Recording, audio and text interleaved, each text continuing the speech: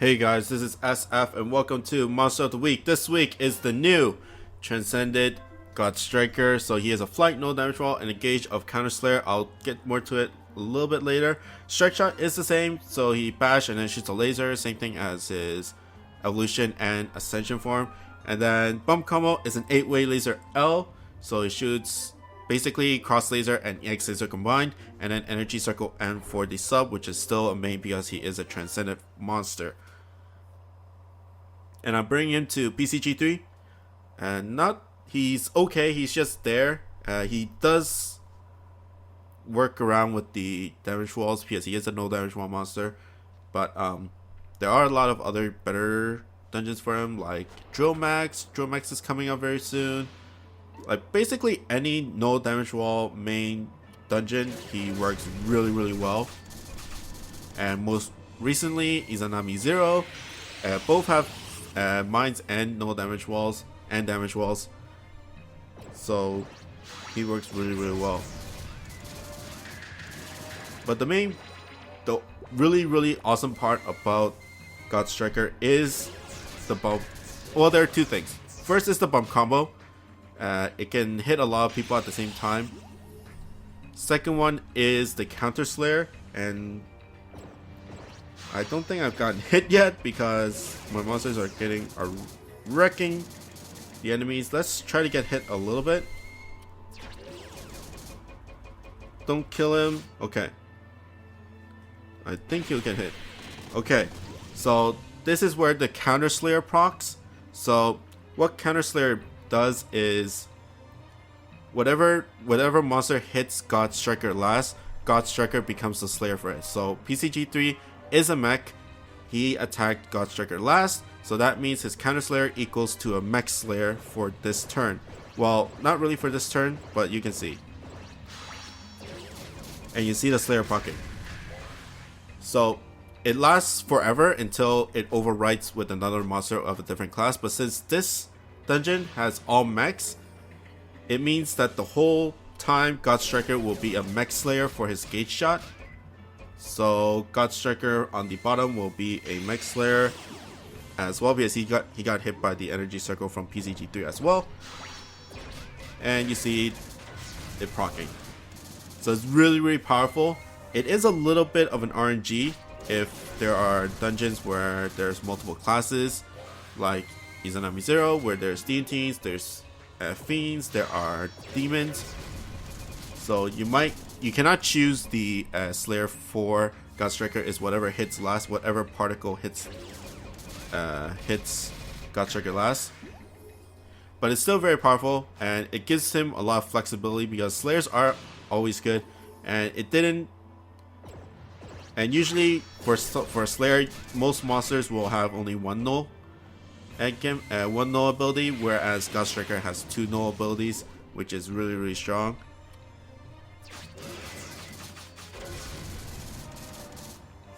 Okay. And he's getting hit. Doesn't really matter because the counter slayer is still active and he is still going strong. I kind of missed that shot though. But in terms of other dungeons, in terms of impossibles,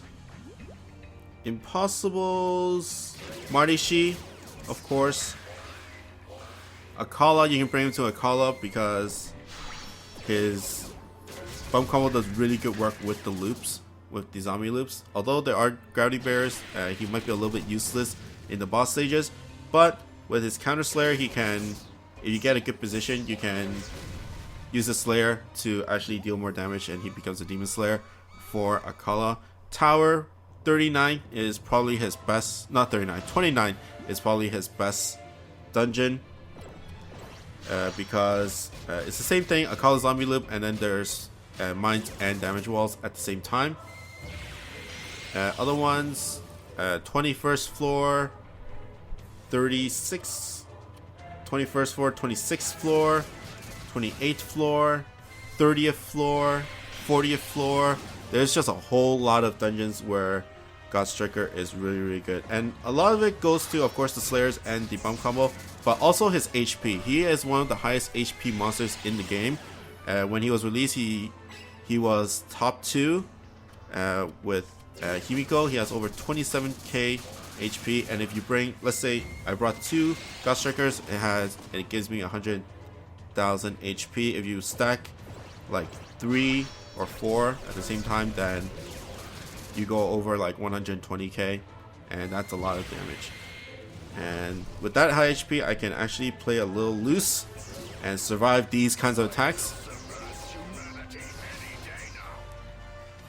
It is getting a little sketchy because I wasn't really paying attention that much, but it still makes dungeons really easy in terms of you don't have to focus that much in healing, stalling for hearts, or stuff like that.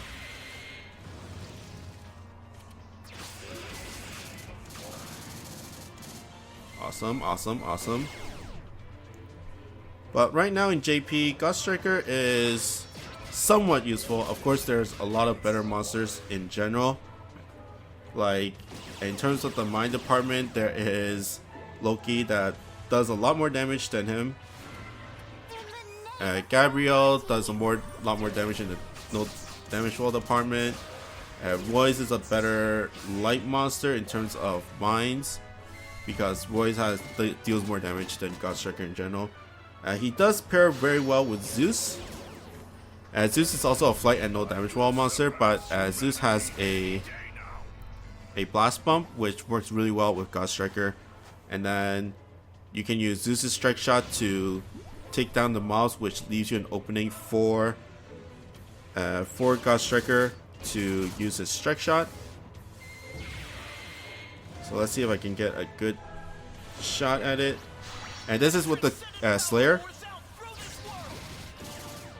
150, 1.5 million, so about a million on a non-dark monster without the Slayer.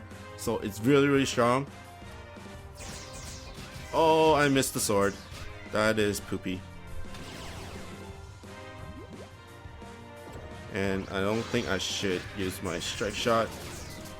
Get the heart and then go that way. Ouch. That is a lot of damage.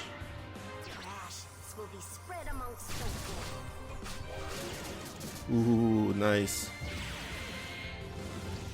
And then the final.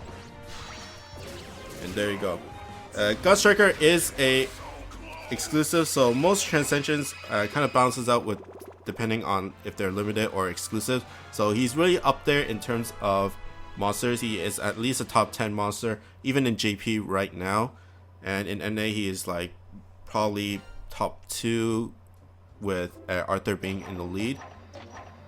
But Godstriker is a very good monster in terms of stats, damage, just not good in terms of utility, but who needs utility when you have a lot of damage? And the only really bad part is the RNG in terms of his counter slayer.